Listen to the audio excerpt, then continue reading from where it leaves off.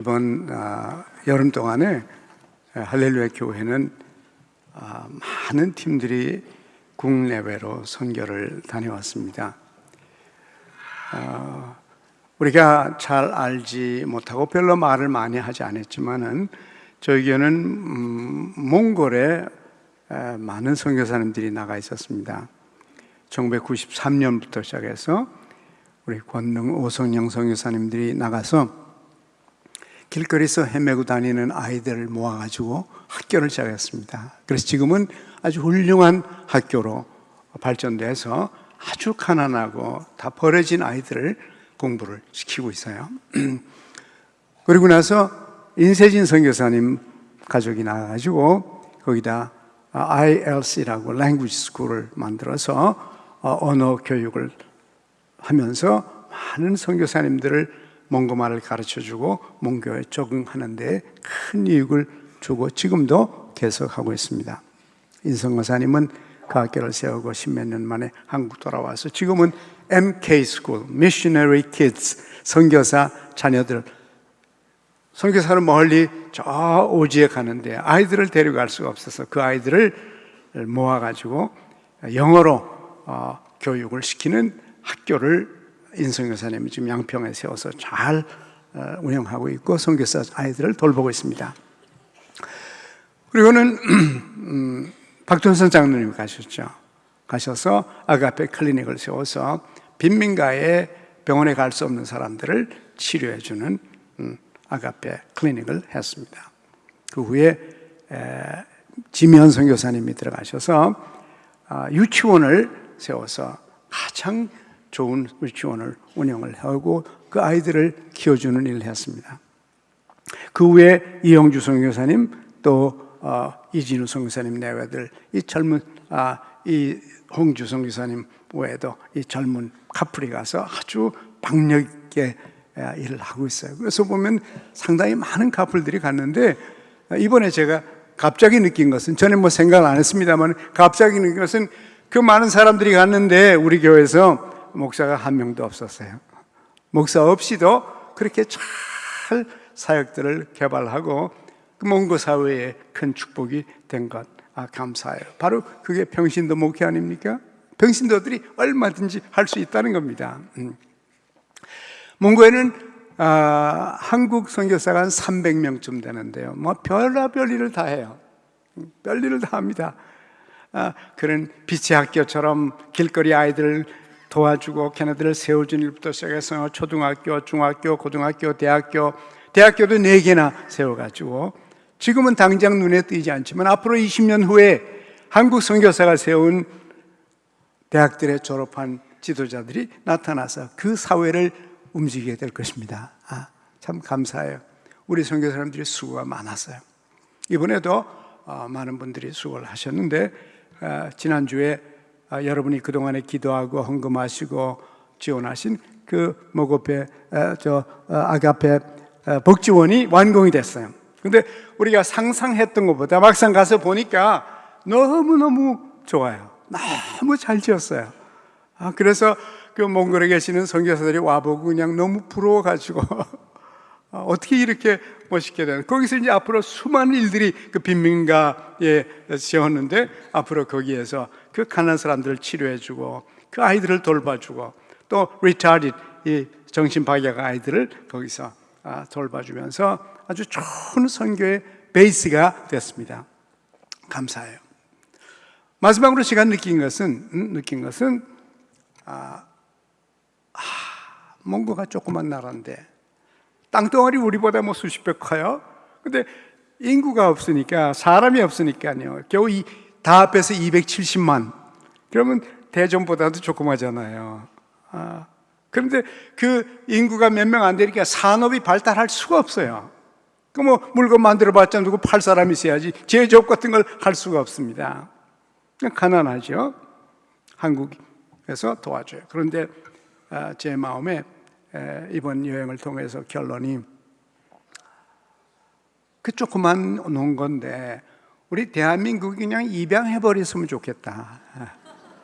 또 가깝고 또 같은 몽고족이고 그러니까 그냥 몽골을 입양을 해가지고 좀 키워줬으면 좋겠다. 국가적으로도 정책적으로 그 몇 명 안 되는 그 나라 좀 키워주면, 옛날에 이 미국 사람들이 피지 아일랜드, 구암이든지 뭐 솔로몬 아일랜드 그거 포섭해가지고 다 미국처럼 키워놓지 않았어요? 그것처럼 몽골을 우리가 입양했으면 좋겠다 싶어요. 그리고 여름에는 여기 너무 더우면 몽골 가서 좀 신선한 데 가서 쉬기도 하고, 그래서 몽골을 좀 앞으로 국가적으로 좀 잘 도와주면 좋겠다 싶은 마음이 있고요. 그리고 또 하나는 한국 교회가 벌써 300명의 선교사를 보내가지고 뭐 별일들을 다, 심지어 자동차 정비 공장까지 학교까지 만들어서 그 어떻게 정비하는지 가르쳐주고 뭐 정교사님들이 별일을 다 합니다. 한국 교회가 몽골의 큰 축복입니다. 감사해요. 또 저희 교회도 한 파트를 맡아서 이제는 선교 베이스가 생겼기 때문에 여러분이 가서도 잘 수 있고, 비행장에서 10분 걸어서 10분 거리에 있으니까 여러분이 앞으로도 몽골에 자주 가도 이제는 걱정할 수 없어요. 옛날에는 우리가 맞이할 장소가 없었는데 이제는 얼마든지 맞이할 수 있어요. 감사합니다. 그러려면 두 가지가 있어야 됩니다. 첫째는 대한민국이 훌륭한 나라가 돼야 됩니다. 강력한 나라가 돼야 됩니다. 지금 이 정도 됐기 때문에 몽골을 그렇게 나가서도 도와주시오. 안 그러면 어떻게 거기를 가겠습니까? 그죠? 그래서 여러분, 대한민국이 정말 훌륭한 나라가 되고 정말 강력한 나라가 되고 경제력이 있는 나라가 되도록 하려면 여러분 한 사람 한 사람이, 여러분 한 분 한 분이 아주 하나님의 축복을 충만하게 받길 바랍니다. 여러분이 강해지면 한국이 강해지는 거예요. 여러분이 좋아지면 대한민국이 좋아지는 것입니다. 우리 국민만큼 국가가 좋아지는 것이에요. 그래서 이 나라가 잘 돼야 되겠다. 정말 잘 돼야 되겠다. 몽골을 위해서 우리가 잘 돼야 되겠다. 그런 생각이 들어요. 둘째는 한국 교회가 잘 돼야 되겠다. 그래서 사실상 여러분들이 다른 나라 가보면요, 정말 밑바닥에 큰 가난한 데 들어가서 그 험한 쓰레기 촌에 가지고서 그 몽골 사람들 도와주고, 뭐 거기뿐만 아니라 전 세계의 그 가난한 나라들 선교사님들이요, 거기 들어가 가지고 왜 거기 가서 그렇게 고생들 합니까? 예수를 믿기 때문에요. 하나님의 사랑을 알기 때문에 그 사랑을 전해주려고 하는 것입니다. 사랑을 전해주고 그들도 우리가 아는 하나님을 알기를 원하는 것입니다. 그래요. 곳곳마다 제가 지난번 오래전에 필리핀 갔을 때 필리핀도 쓰레기장이 그냥 다 산것이 있어요. 뭐 가보니까 차에서 내리자마자 그냥 파리가 막 달라들고 험한 그 쓰레기 산인데요, 그 쓰레기 산에도 사람들이 사는 겁니다. 끔찍해요, 가보면요. 그런데 그 끔찍한 그 속에 우리 선교사들이 들어가서 유치원을 세워서 아이들을 키우고 있어요. 교회를 세워서 예배를 드리고 찬양하고 기도하고 그들을 세워주고 있습니다. 그렇게 할 수 있다는 것은 우리 한국이 그만큼 좋아졌다는 것이고 교회가 아직도 왕성하다는 것입니다. 하나님께서 대한민국을 왕성하게 해주시고 계속 축복해 주시고 한국 교회를 계속적으로 강건하게 하셔서 정말 대한민국과 한국 교회가 전 세계를 도울 수 있는 그런 나라가 되기를 간절히 원합니다. 이걸 위해서 계속 우리가 기도해야 할 것이에요. 이렇게 되려면 하나님께서 한국을 축복해 주실 때, 교회들을 축복해 주시고 믿는 사람들을 축복해 주실 때 잘 되면 잘 될수록 겸손해야 됩니다. 겸손해야 돼요. 교만하면 망합니다. 잘 되고 성공하고 축복을 받으면 받을수록 더 겸손해서 하나님의 축복이 지속되기를 원합니다.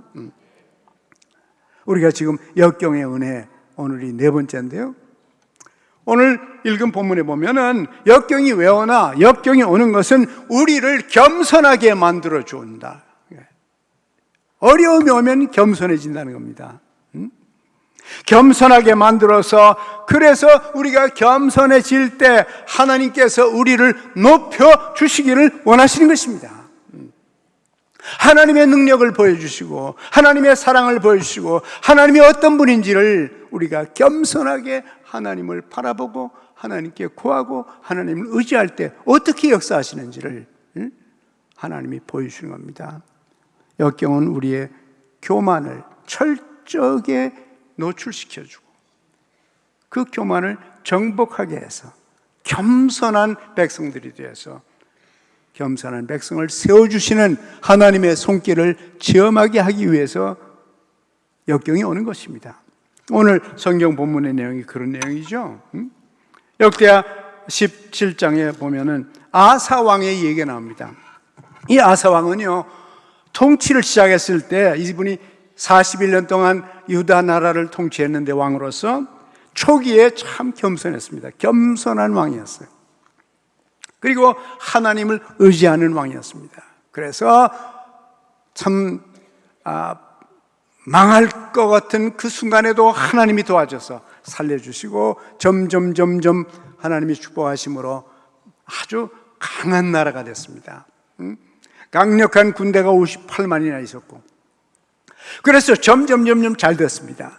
겸손한 왕이니까 하나님이 도와주셨어요. 그런데 점점 잘 되니까, 점점 강해지니까, 점점 힘이 생기니까 하나님을 버렸습니다. 교만해졌어요. 자기가 똑똑해서 그런 줄 알고 하나님이 은혜 주신 건데, 자기가 잘나서 그런 줄 알고는 고개를 쳐들고 하나님을 무시하고 하나님 대신에 사람을 찾는 이런 종류의 사람이 됐습니다. 마지막 갔어요. 끝에 가가지고. 참 너무 불쌍한 얘기예요.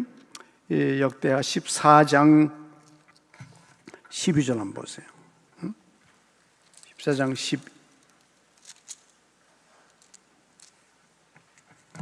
역대하 14장 11절 11절에 보면 초기에 아사의 얘기가 나옵니다.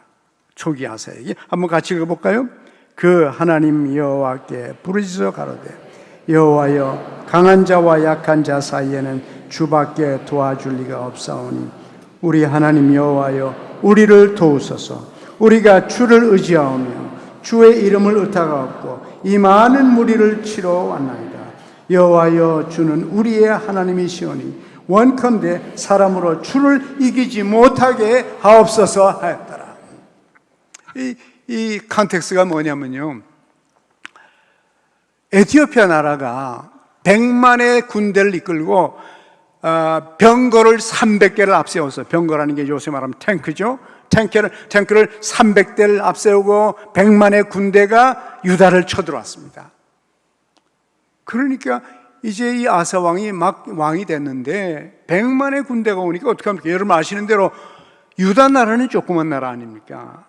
12지파 가운데 남쪽에 2지파만 형성된 것이 유다고 북쪽에 10개 나라, 10개 부족이 이스라엘입니다. 그 남쪽에 겨우 2부족밖에 안 되는 이 나라에 에티오피아 군대가 대군이 쳐들어왔습니다. 망하는 거죠. 끝납니다. 근데 여기 보니까 오늘 지금 읽은 대로 이분이 이 짧은 기도 속에서 3번이나 여호와를 불렀어요. 여호와여, 여호와여, 여호와여. 30초밖에 안 되는 기도 속에 하나님을 3번이나 불렀습니다. 마음이 급해서 그렇죠. 도저히 감당할 수 없으니까 그렇죠. 하나님밖에는 살 길이 없다고 고백을 했습니다. 강력한 에티오피아 군대에서 자기의 약함을 고백했습니다. 강한 자와 약한 자 사이에 당신밖에는, 하나님밖에는 내가 도움을 구할 데가 어디 있습니까? 이러면서 자기의 연약함을 인정하고 고백하면서 하나님께 간구하면서 하나님을 부르고 도와달라고 간구에 기도를 했어요. 그리고 전적으로 하나님을 의지한다고 그렇게 말했습니다. 그래서 이제 작은 군대고 이쪽은 100만에 저쪽은 100만 군대지만, 그러나 믿음으로 하나님께서 의지할 것을 믿고 우리가 전쟁하러 가겠습니다. 이렇게 하나님께 얘기했어요. 그러면서 하나님을 고백합니다. 하나님, 당신은 유대의 하나님입니다. 우리의 하나님은 당신입니다. 당신께서는 우리를 보호할 수 있고 우리를 승리하게 할 수 있고 우리를 망하지 않도록 도와줄 수 있습니다. 이렇게 간절히 간구하세요. 그리고 하나님께서 우리 대신, 우린 연약하니까, 연약한 존재니까 우리 대신 싸워서 사람이 이기지 못하게 하옵소서. 이렇게 말했어요. 그래서 결과적으로 100만의 에티오피아 군대 300개의 그 병거를 다 무찌르고 조그만 유다가 이겼습니다. 그건 유다 때문에가 아니에요. 하나님을 의지하고 하나님을 바라봤기 때문에 하나님께서 도와준 겁니다. 잘 출발했죠. 그래서 점점 강해지니까 아사가 교만해졌습니다. 교만해서 이번에는 39년이 됐는데, 통치한 지 39년 되니까 아주 좋은 나라가 됐어요. 부자 나라가 되고 강력한 나라가 됐습니다. 그런데 북쪽의 이스라엘 10지파가 유다를 치려고 합니다. 5대1이니까 상대가 안 되죠. 남쪽이 상대가 안 됩니다. 그런데 이번에는요, 교만한 이 아사가 하나님을 찾지 않은 겁니다. 하나님을 찾지 않아요. 하나님 무시해버립니다. 그리고 자기 머리로, 자기 방법으로 이 문제를 해결합니다. 그래가지고는 이 유다 나라 아사가 북쪽에 있는 그 이스라엘 북쪽에 시리아가 있죠. 시리아 왕한테 가서 우리 도와달라. 당신이 치면 우리가 밑에서 치고 당신이 외치고 이래서 우리 함께 연합군을 만들자. 그 대신 내가 많은 은근과 음을 보내주겠다. 사실상 먼저 성전에 있는 하나님의 전에 있는 하나님의 도구들을, 금은을 다 모아가지고 시리아 왕한테 갖다 주고 우리 도와달라고 그랬습니다. 교만해졌어요. 하나님을 찾지 않는 겁니다. 그래서 결국 어떻게 됐나? 이런 사건이 나타나니까 하나니라고 하는 선지자가 찾아왔습니다. 하나님께서 이 사람을 보냈어요. 보내가지고 이제 하는 말입니다. 여러분 보세요. 7절에 때에 선견자 하나니가 유대 왕 아사에게 나와 이르되, 왕이 아람 왕을 의지하고 왕의 하나님 여호와를 의지하지 아니하는 거로 아람 왕의 군대가 왕의 손에서 벗어났나이다. 무슨 말이에요? 전에는 당신이 100만 군대를 향해서도 하나님을 의지했기 때문에 겸손하게 하나님을 바라보고 하나님께 부르짖고 하나님께 도움을 청하고 그래서 승리를 했는데, 이번에는 어떻게 당신이 하나님을 의지하지 않고 아람 왕을 의지하냐? 왜 인간을 의지하냐? 인간적인 방법을 쓰냐? 그런 겁니다. 책망을 했어요. 그 다음에 이제 8절에 보니까 옛날 사건을 상기시키는 거예요. 뭐라고 그러나? 구스 사람과, 이 구스라는 것이 에티오피아거든요. 옛날 에티오피아를 갖다가 쿠시라고 그렇게 불렀어요.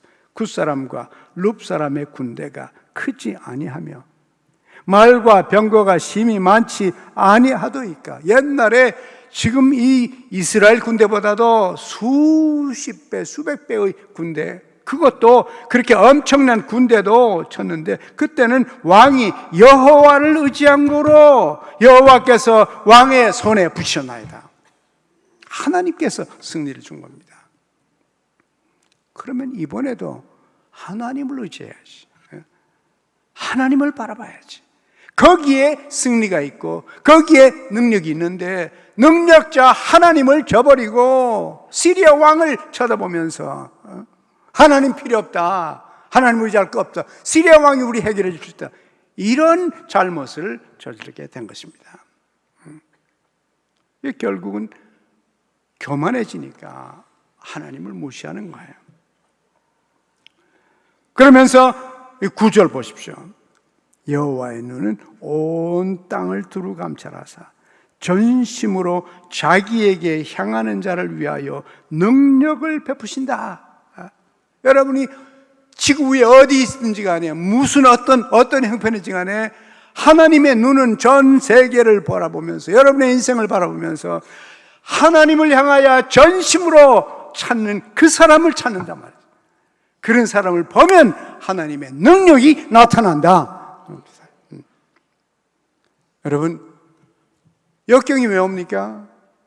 역경은 우리를 겸손하게 만들어서 하나님을 찾게 만듭니다. 하나님을 찾으면 하나님의 능력이 여러분과 제 삶에 나타난다는 것입니다. 이것을 우리가 분명히 알고 교만하지 말아야 돼요. 사람이 자기가 잘난 척하고 지식이 있거나 능력이 있거나 돈이 있거나 세력이 있으면은 자기가 잘난 줄 알고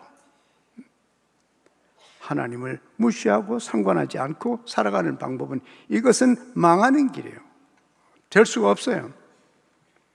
여러분은 오늘도 하나님께서 전 세계를 바라보면서 여러분의 인생을 바라보면서 여러분이 전심으로 하나님을 찾는지 보고 계신다는 겁니다. 여러분의 인생은 끝까지 하나님을 바라보고 겸손하게 그분을 찾으며 사시길 바랍니다. 제가 이번에 고난의 신학 노트를 준비하느라고 성경에 있는 고난에 대해서 다 찾아봤어요. 시간은 많이 걸렸어요. 그러나 제가 거기서 발견한 가운데 하나는 어떤 종류의 고난을 당하든지 간에 하나님께 도움을 청하면 하나님이 너무 기뻐하시는 거예요. 연약한 인간이, 부족한 인간이, 실수한 인간이, 실패한 인간이, 구덩이에 빠진 인간이 하나님을 인정했다는 그 사실을 보고 하나님 기뻐하시고 그들을 건져주십니다. 고난에서 건져주세요. 그것이 이 성경의 고난의 가르침 가운데 하나입니다. 여러분과 제가 겸손하게 끝까지 하나님을 섬기고 하나님을 부르짖고 하나님을 고백하고 그분이 우리 삶의 근본인 것을 알고 믿고 살게 되기를 간절히 원합니다. 그래요. 그래서 아사 왕은 시작할 땐 잘했어요. 그런데 마지막 끝이 나쁩니다. 하나님이라는 선지자가 와서 그걸 지적해 줬습니다. 이제라도 당신이 회개하고 돌아서세요. 겸손해지십시오. 하나님이 당신을 도울 수 있습니다. 말하니까 하나님께 돌아서라고 겸손해지라고 그랬더니 이 아사 왕이요, 보세요. 10절에 보세요. 아사가 노하여 선견자 즉 선지자를 감옥에다 갖다 가둬버리고는 사람들을 핍박했습니다. 오히려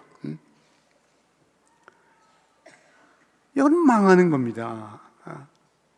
하나님께서 경고하시고 이제 이스라엘에 쳐들어온다, 역경이 생겼으면 다시금 무릎을 꿇고 하나님, 내가 잘못했습니다. 내가 너무 교만했습니다. 내가 너무 인간적이었습니다. 하나님이 계신데 내가 하나님을 버리고 하나님을 의지하지 아니하고 제가 잘못했습니다. 하나님 저를 용서해 주세요. 이 선지자를 보내주신 거 감사합니다. 만약에 이랬더라면 아사가 다시 일어났을 것입니다. 하나님 용서해 주실 것이요, 또 보호해 주실 것입니다. 근데 그러지 않아서 오히려 하나님 선지자를 잡아서 감옥에다가 다시 보내왔어요. 그리고 사람들을 핍박했습니다. 백성들을 핍박했어요. 여러분, 이런 교만한 자 끝이 뻔하죠. 우리나라 노래 심리도 못 가서 발병 난다 그러는데, 이 아사 왕의 발병이 걸렸어요. 발에 병이 생겼습니다. 그런데 발에 병이 생겼으면 이 역경이구나, 이 고난이 왔구나, 이 병이 왔구나, 하나님 나를 도와주세요. 내가 잘못했습니다. 내가 교만해서 하나님을 무시했습니다. 내 발을 고쳐 주옵소서. 하나님께 왔더라면 하나님께서 회개하고 돌아오는 자를 언제든지 받아주십니다. 네? 그런데 여기 보니까요, 아니에요. 화를 내고 감옥에 다시 집어넣고 백성들을 핍박하고 이런 짓을 했습니다. 그래서 12절에 보니까 12절 같이 한번 읽어볼까요? 같이 읽어봐요. 아사가 왕이 된 지 39년에 그 발이 병들어 심히 중하나 병이 있을 때에 저가 여호와께 구하지 아니하고 의원들에게 구하였더라. 이 얘기는 의사한테 가지 말라는 얘기가 아니에요. 병을 치료하는 마지막 의사가 누구냐? 하나님이다. 사실 예수 믿는 좋은 의사들은 우리에게 그런 말을 늘 합니다. 목사님, 의사가 절대로 병을 못 고칩니다. 우리는 그저 도움을 주는 것뿐이지 마지막으로 고치는 분은 하나님입니다. 훌륭한 의사들은 그렇게 말해요. 겸손한 의사, 그런 사람들이 치유하는 병들은 낫습니다. 겸손하기 때문에 하나님이 돕죠. 여러분, 그 장기려 박사라고 있지 않았어요? 서울대학 외과 교수였던 장기려 박사. 조금 아시는 분이 아주 이쁜 분이에요. 목소리도 참 좋고요. 어렸을 때 제가 평양에서 그 산정교회에 있을 때 그 장기려 박사가 산정교회 장로님이었습니다. 이 장로님과 사모님 두 분이 예배 시간에 이중창을 합니다. 너무너무 목소리가 아름다운 두 분이. 그래서 우리가 예배 시간에도 감동을 받고 그런 적이 있는데, 이분이 북한에서는 최고의 의사였지 않았어요? 6.25 전에.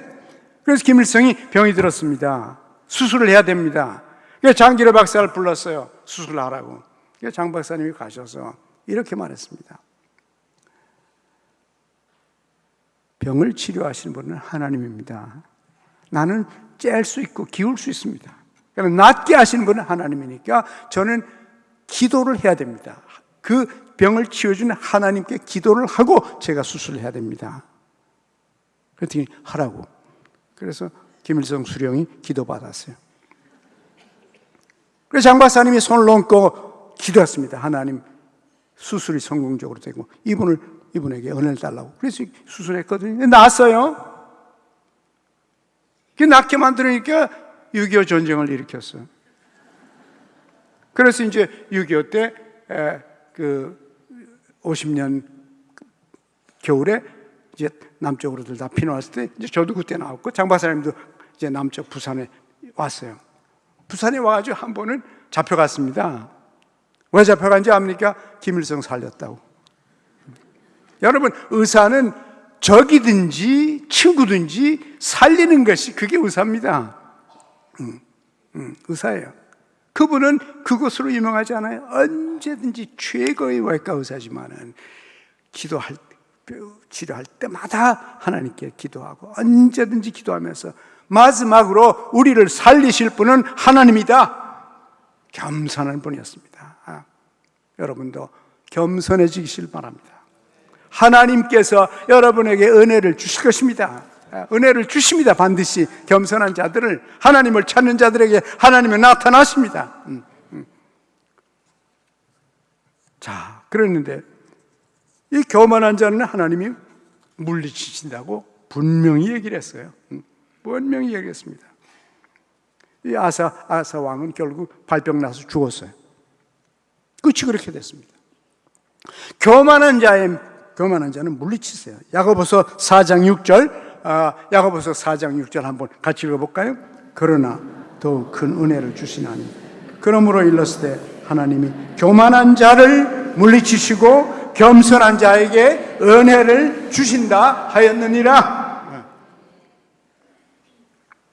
하나님이 하나님인 걸 알지 못하고, 하나님이 나에게 생명을 주셨고 내 가족을 주셨고 내 머리를 주셨고 내 직장을 주셨고 내 집을 주셨고 나에게 지위를 주시고 영향력을 주셨는데 하나님의 은혜인 걸 모르고 교만해지면 하나님 물리치십니다. 하나님은 겸손한 자를 세워주십니다. 그래서 우리 대한민국이 아무리 잘 살아도, 아무리 좋은 나라가 돼도 하나님의 은혜인 줄 알고 늘 겸손하게, 하나님 우리를 저 가난해서 일제압박에서 구원하시고 6.25에서 구원하시고 가난에서 일으켜서 좋은 나라 만드시고 이렇게 경제력인 나라 만드시고 감사합니다. 모든 영광을 하나님께 올리고 겸손한 한국이 되어야 합니다. 그러면 하나님께서 계속 축복하십니다. 그러나 교만해지고 이제 좀 부자 됐다고 달러 들고 흔들어대면서 까불면 망할 수 있어요. 교만한 자를 하나님이 물리치십니다. 언제나 우리는, 대한민국 사람들은 하나님의 은혜인 줄 알고 겸손하게 주님을 바라보고 감사하고 찬양하고 더욱더 주님을 섬기게 되기를 간절히 원합니다. 교만하면 욕을 당합니다. 혹시나 교만해서 욕을 당하면 어디가 잘못된 것이 있는지 사실을 살펴서 겸손해지도록, 잠언 12장 2절에 교만이 오면 욕도 오거니와 겸손한 자에게는 지혜가 있느니라. 겸손한 자는 지혜가 있고 지혜 있는 자는 절대로 교만하지 않는다는 것이에요. 만약에 여러분들을 하나님이 높이 세우셔서 많은 지식을 주셨다, 감사하십시오. 하나님의 이름을 찬양하시고 그 지식을 가지고 도와주십시오. 이번에 몽골 갔는데 파웰이라는 컨퍼런스가 있더라고요. 둘째 날 제가 가서 설교를 했는데 그거 보니까 뭐냐면 Pan Asian Association of Universities, 즉 아시아에 있는 대학교 연합회. 근데 그 대학들이 무슨 대학들인가? 한국 사람들이, 한국 선교사들이 아시아 곳곳마다 세우는 대학들이에요. 이렇게 많은 대학을 한국 사람들이, 선교사들이 세웠는가? 제가 깜짝 놀랐어요. 이야, 우리도 모르는 사이에 조용하게 일한 사람들이 많구나. 그래 보니까 이제 교수님들도 많이 왔어요. 한 150명이 왔는데요. 총장, 학장, 교수들이 150명이 왔습니다. 그래서 그분들을 만나서 인사해 보니까 교수님들이요, 우리 한국에서 교수 생활 하시던 분들, 또 막 은퇴하신 분들, 이런 분들이 그 선교지 대학들에 가서 교수 생활 하시더라고요. 얼마나 감사합니까? 하나님이 주신 좋은 지혜와 지식들, 기술들을 작은 나라에 가서 선교사 학교에 가가지고 그 대학에서 가르치면서 다른 나라를 도울 수 있다는 거 얼마나 감사합니까? 지식을 주셨으면 지식 주신 하나님께 감사하고 교만하는 대신에 낮은 자들을 섬기는 그런 아름다운 모습들이 곳곳에 있기를 원합니다. 그래요. 권력을 주었거나 돈을 주었거나 무엇을 주었든지 간에 하나님으로부터 온 은혜인 줄 알고 하나님을 잘 섬기시길 바랍니다. 그러면 하나님이 계속 은혜를 주세요. 계속적으로 축복하시죠. 교만한 자는 망해요. 잠언 16장 18절에도 이런 말이 있어요. 교만은 패망의 선봉이요. 이게 무슨 말이냐면 망하기 전에 상태가 어떤가? 사람들이 망하기 직전이 어떤 상태가 나? 교만한 상태란 말이에요. 교만이 오면 그 다음은 망한다는 겁니다. 교만한 마음은 넘어짐의 앞잡이라. 넘어지기 전에 교만한 마음이 먼저 온다는 것이에요. 그러면 저 사람 망하게 됐구나. 여러분, 여러분의 삶에는 하나님이 축복하면 할수록, 높은 사다리를 올라가게 하면 할수록 겸손하고 하나님께 감사와 찬양을 올리시기 바랍니다. 그래서 우리가 계속적으로 하나님의 축복을 누려서 이 땅이 잘 되고 여러분이 잘 되고 우리 교회가 잘 돼서 많은 사람들, 연약한 자들, 불쌍한 사람들을 도우며 살 수 있는 그런 종류의 나라와 교회가 되기를 간절히 원합니다.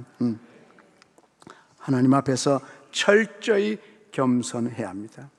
역경이 오면 바로 자신을 살피고 아사처럼 자기의 잘못을 지적해 줬을 때 교만해서 마지막에 발병이 걸려서 죽는 이런 것이 아니라, 혹시 내가 교만했더라도 역경이 닥치면 이거 내가 나를 살펴봐요. 보고서 잘못된 거 있으면 하나님 앞에 바로 회개하고 용서를 구하고 다시금 하나님께 돌아와서 하나님을 섬기며, 하나님 내가 잘못했습니다.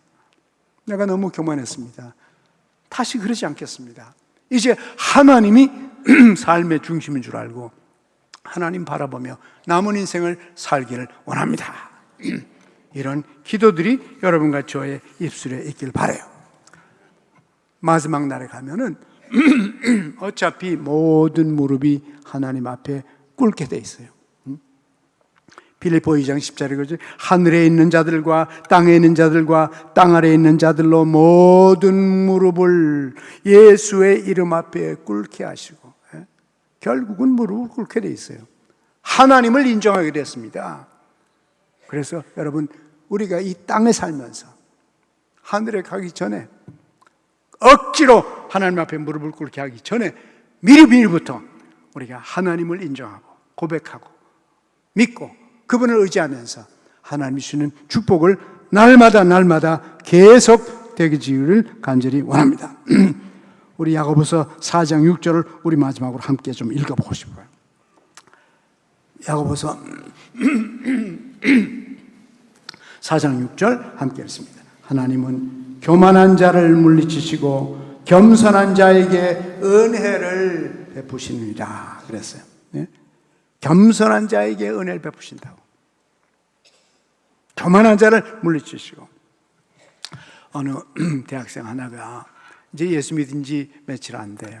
막 예수 믿게 되는데 이 아이가 교회를 잘 모르니까 그 캠퍼스에 있는 어느 교회를 갔어요. 주일날 교회를 처음 이렇게 갔는데 티셔츠 입고 블루진 신고 맨발로 교회를 갔어요. 들어가니까 또 제 시간에 가지도 않고 늦게 갔습니다. 그래서 저 뒤에 서가지고 어디 앉을까 두리번 하다가 이렇게 앞줄 보고 그 다음 줄 보니까 계속해서 요 앞에까지 왔는데도 자리가 없는 거예요. 여러분 늦게 오면 그렇습니다.